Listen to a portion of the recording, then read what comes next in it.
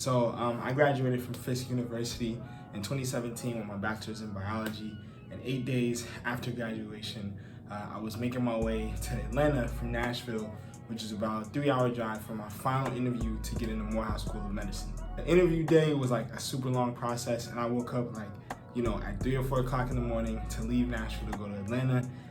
Probably stayed up the entire day. It was just super exhausting. And I left Atlanta probably around 4 or 5 in the evening. On my way back to Nashville, probably about an hour into the drive, I was so exhausted that I completely fell asleep and kind of blacked out at the wheel.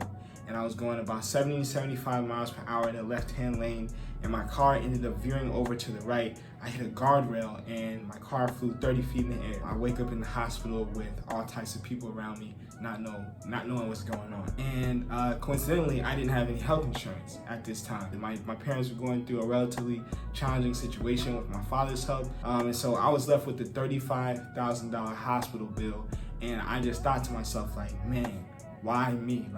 Why did this have to happen to me? And I can just remember how depressed I felt, because at the time, here I am thinking I'm doing like everything right in life, graduating from college, getting my degree, trying to get accepted to grad school, and this happens to me 8 days after graduation. But my mother had came to me and she was like, you really need to stop asking yourself why you and why not you.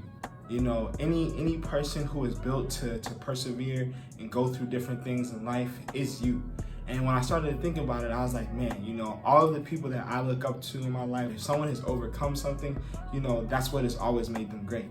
And I realized that in that moment, my accident and, kind of my situation was something that was going to make me great. So don't get caught up in asking yourself, why me? Change it and ask yourself, why not me? Because ultimately, at the end of the day, your perseverance is your greatest glory.